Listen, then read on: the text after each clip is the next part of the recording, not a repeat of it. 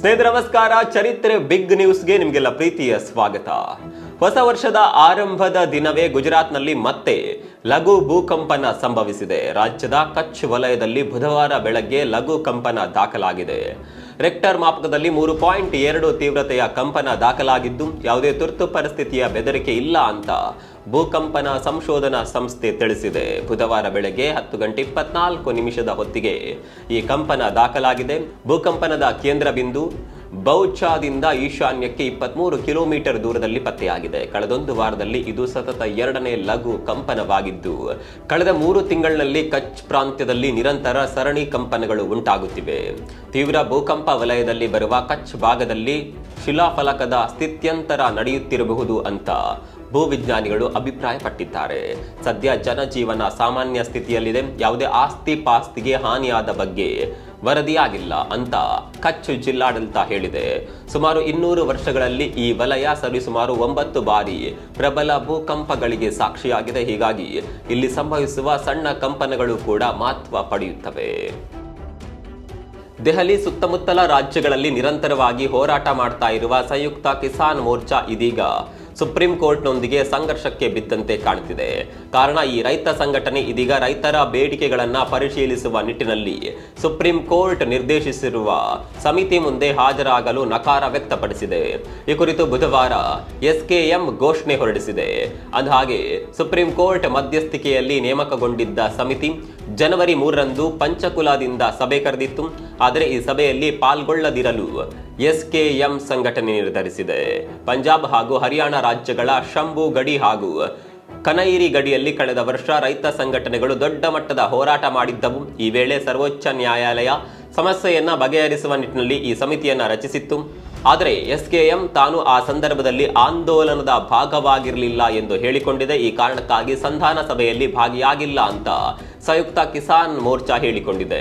ಆರಂಭದಿಂದಲೂ ರೈತರ ಪ್ರತಿಭಟನೆಯಲ್ಲಿ supreme court ಹಸ್ತಕ್ಷೇಪವನ್ನ ವಿರೋಧಿಸಿರುವ ಸಂಯುಕ್ತ ಮೋರ್ಚಾ ಈಗ ಮತ್ತೊಂದು ಹೆಜ್ಜೆ ಮುಂದಿಟ್ಟಿದೆ. ರೈತ ಸಂಘಟನೆಗಳ ಈ ಹಠದಿಂದಾಗಿ ಸಮಸ್ಯೆ ಮತ್ತಷ್ಟು ಬಿಗಡಾಯಿಸಿದಂತಾಗಿದೆ. ಹೊಸ ವರ್ಷದ ಮೊದಲನೇ ದಿನವೇ ಕೇಂದ್ರ ಸರ್ಕಾರ ರೈತರಿಗೆ ದೊಡ್ಡ ಕೊಡುಗೆಯನ್ನ ಘೋಷಣೆ ಮಾಡಿದೆ.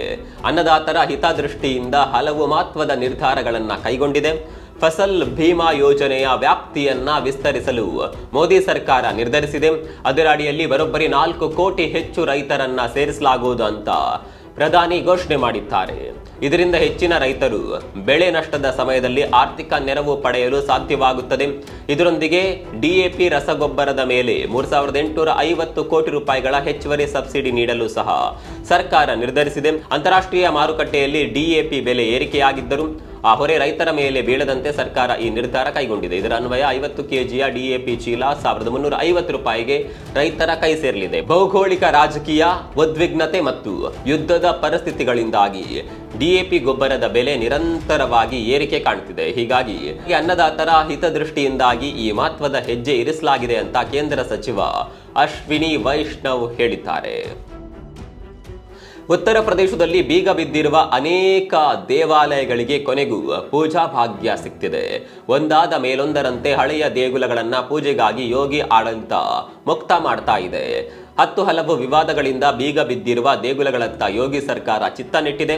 ಹೀಗಾಗಿ ಬೀಗ ಜಡಿಯಲಾಗಿರುವ ದೇಗುಲಗಳಲ್ಲಿ ಪುನಃ ಧಾರ್ಮಿಕ ಕೈಂಕರ್ಯಗಳು ಶುರುವಾಗ್ತಿವೆ. ಸಂಬಾಲ್ ಬಳಿಕ ಇದೀಗ ಮೊರಾದಾಬಾದ್ನ ದೌಲತಾಬಾಗ್ ಪ್ರದೇಶದಲ್ಲಿರುವ ದೇವಾಲಯವನ್ನ ಮತ್ತೆ ತೆರೆಯಲಾಗಿದೆ.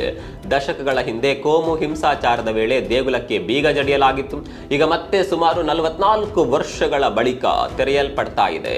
ಪೊಲೀಸ್ ಮತ್ತು ಮುನ್ಸಿಪಲ್ ಕಾರ್ಪೊರೇಷನ್ ಸಿಬ್ಬಂದಿಯನ್ನ ಒಳಗೊಂಡ ತಂಡ ದೇವಾಲಯ ತೆರೆಯುವ ಕಾರ್ಯಾಚರಣೆ ನಡೆಸಿದೆ. ಸ್ಥಳೀಯರು ಕೂಡ ಇದಕ್ಕೆ ಸೌಹಾರ್ದಯುತವಾಗಿ ಸಹಕರಿಸಿದ್ದಾರೆ ಎನ್ನಲಾಗಿದೆ. ಪೊಲೀಸ್ ಮೂಲಗಳ ಪ್ರಕಾರ ಗುಡಿಯಲ್ಲಿ ಕೆಲ ಮೂರ್ತಿಗಳು ನಾಪತ್ತೆಯಾಗಿವೆ ಅಂತ ಹೇಳಿದ್ದಾರೆ. ಈ ಕುರಿತು ಹುಡುಕಾಟ ನಡೆಸಲಾಗ್ತಿದೆ. ಇತ್ತೀಚಿನ ದಿನಗಳಲ್ಲಿ ಸೈಬರ್ ಅಪರಾಧಗಳು, ಡಿಜಿಟಲ್ ಕಳ್ಳತನಗಳು ಮೇರೆ ಮೀರ್ತಿವೆ. ನಿತ್ಯ ಸಾವಿರಾರು ಪ್ರಕರಣಗಳು ದೇಶದಾದ್ಯಂತ ವರದಿಯಾಗ್ತಿವೆ. ಇದೀಗ ಡಿಜಿಟಲ್ ಬಂಧನ ಪ್ರಕರಣದಲ್ಲಿ 68 ವರ್ಷದ ವೃದ್ಧ ಮಹಿಳೆಯೊಬ್ಬರನ್ನ ಯಾಮಾರಿಸಲಾಗಿದೆ. ಮುಂಬೈನಲ್ಲಿ ಈ ಘಟನೆ ನಡೆದಿದ್ದು, ವೃದ್ಧೆಗೆ ಸೈಬರ್ ವಂಚಕರು ಬರೋಬ್ಬರಿ 1.25 ಕೋಟಿ ರೂಪಾಯಿ ಉಂಡೆನಾಮ ಹಾಕಿದ್ದಾರೆ. ಹಣ ಕಳೆದುಕೊಂಡ ಸಂತ್ರಸ್ತೆ ಗೋರೆಗಾಂವ್ ನಗರದ ನಿವಾಸಿಯಾಗಿದ್ದು ಪತಿಯೊಂದಿಗೆ ವಾಸ ಮಾಡ್ತಿದ್ದಾರೆ. ಅಂದಹಾಗೆ 2024ರ ನವೆಂಬರ್ನಲ್ಲಿ ಈ ಪ್ರಕರಣ ನಡೆದಿರೋದಾಗಿ ಹೇಳಲಾಗಿದೆ. ಇದೀಗ ಈ ಸುದ್ದಿ ಹೊರಬಿದ್ದಿದೆ. ನವೆಂಬರ್ನಲ್ಲಿ ದಾಖಲಾದ ದೂರಿನ ಅನ್ವಯ ಅಪರಿಚಿತ ಮಹಿಳೆಯಿಂದ ವೃದ್ಧೆಗೆ ಕರೆ ಬಂದಿತ್ತು ಎನ್ನಲಾಗಿದೆ. ಕರೆ ಮಾಡಿದ ಮಹಿಳೆ ತನ್ನನ್ನು ತಾನು ಭಾರತೀಯ ರಿಸರ್ವ್ ಬ್ಯಾಂಕ್ ಕಾರ್ಯನಿರ್ವಾಹಕಿ ಎಂದು ಪರಿಚಯಿಸಿಕೊಂಡಿದ್ದಾಳೆ. ಅಲ್ಲದೆ ಕ್ರೆಡಿಟ್ ಕಾರ್ಡ್ ಬಾಕಿ ಪಾವತಿ ಮಾಡದೇ ಇರೋದಕ್ಕಾಗಿ ಕೇಸ್ ದಾಖಲಿಸುವುದಾಗಿ ಸಂತ್ರಸ್ತೆಗೆ ಬೆದರಿಕೆ ಹಾಕಿದ್ದಾರೆ ಮತ್ತು ಹೈದರಾಬಾದ್ ಪೊಲೀಸರೊಂದಿಗೆ ಮಾತನಾಡುವಂತೆ ಕೇಳಿಕೊಂಡಿದ್ದಾಳೆ. ಬಳಿಕ ಕರೆ ಮಾಡಿದ ವ್ಯಕ್ತಿ ತನ್ನನ್ನು ತಾನು ಪೊಲೀಸ್ ಅಧಿಕಾರಿ ಎಂದು ಹೇಳಿಕೊಂಡಿದ್ದಾನೆ. ಅಲ್ಲದೆ ನಿಮ್ಮ ಕ್ರೆಡಿಟ್ ಕಾರ್ಡ್ ಅನ್ನ ಹೈದರಾಬಾದ್ನಲ್ಲಿ 500 ಕೋಟಿ ರೂಪಾಯಿ ಆರ್ಥಿಕ ವಂಚನೆಯಲ್ಲಿ ಬಳಸಲಾಗಿದೆ ಮತ್ತು 20 ಲಕ್ಷ ರೂಪಾಯಿ ನಿಮ್ಮ ಖಾತೆಗೆ ಜಮಾ ಮಾಡಲಾಗಿದೆ ಅಂತ ಅಂಜಿಕೆ ಹುಟ್ಟುವಂತೆ ಮಾಡಿದ್ದಾನೆ. ಹೀಗೆ ನಿರಂತರವಾಗಿ ಒಬ್ಬರಾದ ಮೇಲೊಬ್ಬರು ಕರೆ ಮಾಡಿ ವೃದ್ಧೆಗೆ ಬೆದರಿಸಿದ್ದಾರೆ. ಅಲ್ಲದೆ ಆಕೆಯನ್ನ ಬಂಧನದಿಂದ ರಕ್ಷಣೆ ಮಾಡಲು ತಾವು ನೀಡಿದ ಬ್ಯಾಂಕ್ ಖಾತೆಗಳಿಗೆ ಹಣ ಜಮಾ ಮಾಡಬೇಕು ಎಂದು ಹೇಳಿದ್ದಾರೆ. ಅದರಂತೆ ಮಹಿಳೆಯು 1 ತಿಂಗಳ ಅವಧಿಯಲ್ಲಿ ಸುಮಾರು 1.25 ಕೋಟಿ ರೂಪಾಯಿ ಜಮೆ ಮಾಡಿದ್ದಾರೆ. ಹಲವು ದಿನಗಳ ಬಳಿಕ ಈ ವಂಚನೆ ಪ್ರಕರಣ ಬೆಳಕಿಗೆ ಬಂದಿದೆ.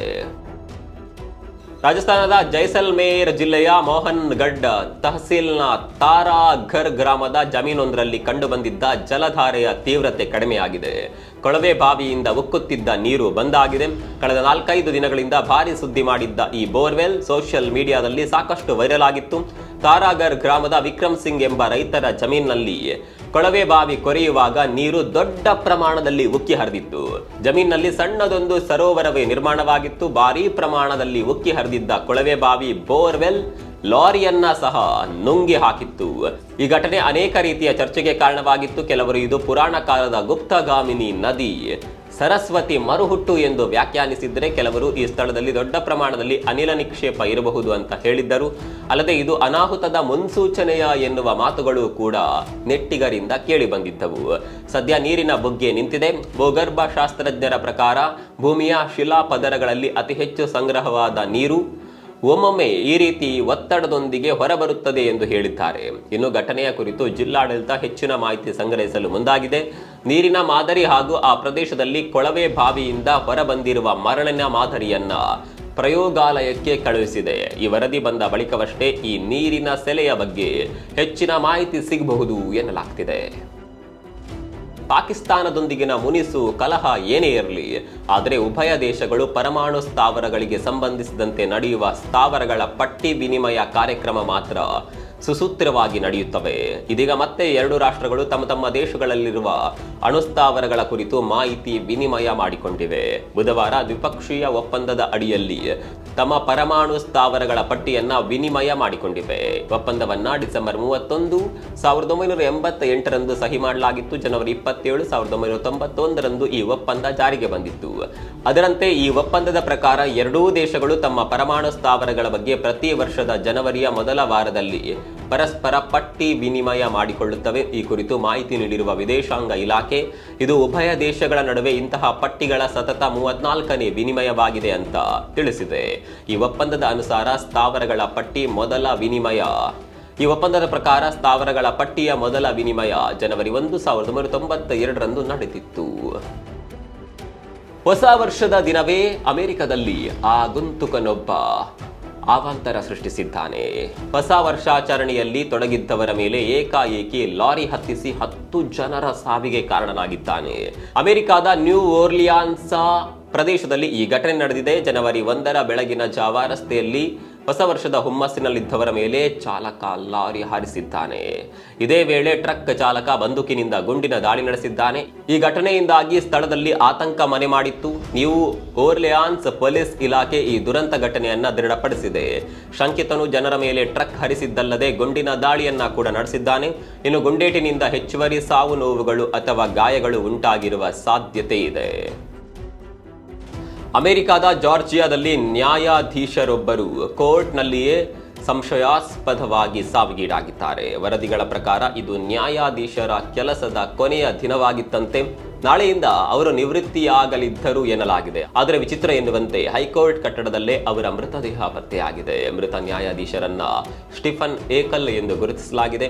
ನ್ಯಾಯಾಲಯ ಕಟ್ಟಡದ ಅವರ ಕೋಣೆಯಲ್ಲಿ ಶವ ಪತ್ತೆಯಾಗಿದೆ. ಕೋರ್ಟ್ ಸಿಬ್ಬಂದಿ ಕೊಠಡಿ ಸ್ವಚ್ಛಗೊಳಿಸಲು ತೆರೆದಾಗ ಒಳಗೆ ಕುರ್ಚಿ ಮೇಲೆ ಮೃತದೇಹ ಇತ್ತು ಎನ್ನಲಾಗಿದೆ. ಜಾರ್ಜಿಯಾ ಕೌಂಟಿ ಸ್ಟೇಟ್ ಕೋರ್ಟ್ ಹೌಸ್ನಲ್ಲಿ ಸುಮಾರು 10 ಗಂಟೆಯ ಸಮಯದಲ್ಲಿ ಮೃತದೇಹ ಕಂಡುಬಂದಿದೆ. ಅಂದಹಾಗೆ ಈ ಹಿಂದೆ ಎಕಲ್ ಅವರು ರಾಜ್ಯಪಾಲರಿಗೆ ಪತ್ರ ಬರೆದು ತಮ್ಮ ಸ್ಥಾನಕ್ಕೆ ರಾಜೀನಾಮೆ ನೀಡಲು ಯತ್ನಿಸಿದ್ದರು ಎನ್ನಲಾಗಿದೆ. ಈ ಅಂಶ ಸದ್ಯ ತನಿಖೆಯಿಂದ ತಿಳಿದು ಬಂದಿದೆ. ಡಿಸೆಂಬರ್ 30ರಿಂದ ರಾಜೀನಾಮೆ ನೀಡುವುದಾಗಿ ಎಕಲ್ ಪತ್ರದಲ್ಲಿ ತಿಳಿಸಿದ್ದಾರೆ ಎನ್ನಲಾಗಿದೆ. ಸದ್ಯ ಜಡ್ಜ್ ಸಾವು ಆತ್ಮಹತ್ಯೆಯೋ ಅಥವಾ ಕೊಲೆಯೋ ಎಂಬ ಕುರಿತು ತನಿಖೆ ನಡೀತಾ ಇದೆ. ಎದೆತ್ತರಕ್ಕೆ ಬೆಳೆದ ಮಗನೊಬ್ಬ ಏಕಾಂಗಿಯಾಗಿದ್ದ ತನ್ನ ತಾಯಿಗೆ 2ನೇ ಮದುವೆ ಮಾಡಿಸಿ ಗಮನ ಸೆಳೆದಿದ್ದಾನೆ. ಪಾಕಿಸ್ತಾನದಲ್ಲಿ ಈ ಅಪರೂಪದ ಘಟನೆ ನಡೆದಿದೆ. ಪಾಕಿಸ್ತಾನದ ನಿವಾಸಿಯಾಗಿರುವ ಅಬ್ದುಲ್ ಅಹಮದ್ ಎಂಬಾತ ತನ್ನ ತಾಯಿಗೆ 2ನೇ ಮದುವೆ ಮಾಡಿಸಿ ಹೃದಯ ಸ್ಪರ್ಶಿ ಘಟನೆಗೆ ಸಾಕ್ಷಿಯಾಗಿದ್ದಾನೆ. ಅಂದಹಾಗೆ 18 ವರ್ಷದ ಅಬ್ದುಲ್ ಅಹಮದ್ ತಾಯಿಗಾಗಿ ವಿಶೇಷ ಮುತುವರ್ಜಿ ವಹಿಸಿ ತಾನೇ ಖುದ್ದು ನಿಂತು ನಿಖಾ ಮಾಡಿಸಿದ್ದಾನೆ. ತನಗಾಗಿ ತನ್ನ ತಾಯಿ ಜೀವನವನ್ನ ಮುಡಿಪಾಗಿಟ್ಟಿದ್ದಾಳೆ, ತ್ಯಾಗ ಮಾಡಿದ್ದಾಳೆ. ಅವಳು ಕೂಡ ಸ್ವಂತ ಶಾಂತಿಯುತ ಜೀವನವನ್ನು ನಡೆಸಲು ಅರ್ಹಳು. ಆಕೆಗೂ ಜೀವನ ಮತ್ತು ಪ್ರೀತಿಯಲ್ಲಿ 2ನೇ ಅವಕಾಶವನ್ನ ಪಡೆಯುವ ಹಕ್ಕಿದೆ. ತನ್ನ ತಾಯಿಯ ಖುಷಿಗಾಗಿ ಅವಳಿಗೆ 2ನೇ ಮದುವೆಯನ್ನ ಮಾಡಿಸಿದ್ದೇನೆ ಅಂತ ಅಬ್ದುಲ್ ಅಹಮದ್ ಹೇಳಿಕೊಂಡಿದ್ದಾನೆ. ಸೋಷಿಯಲ್ ಮೀಡಿಯಾದಲ್ಲಿ ಈ ಕುರಿತು ವಿಡಿಯೋ ಅಪ್ಲೋಡ್ ಮಾಡಿರುವ ಯುವಕ ತನ್ನ ಸಾರ್ಥಕತೆಯನ್ನ ಜಗತ್ತಿನೆದುರು ಮುಕ್ತ ಮನಸ್ಸಿನಿಂದ ಹೇಳಿಕೊಂಡಿದ್ದಾನೆ. ಯುವಕನ ಕಾರ್ಯಕ್ಕೆ ನೆಟ್ಟಿಗರು ಫಿದಾ ಆಗಿದ್ದು ಈ ವಿಡಿಯೋ ಸಾಕಷ್ಟು ವೈರಲ್ ಆಗಿದೆ. ಇದಾಗಿತ್ತು ಈ ಹೊತ್ತಿನ ಪ್ರಮುಖ ಸುದ್ದಿಗಳು. ನಾಳೆ ಮತ್ತೆ ಭೇಟಿಯಾಗೋಣ. ಅಲ್ಲಿವರೆಗೂ ನಮಸ್ಕಾರ.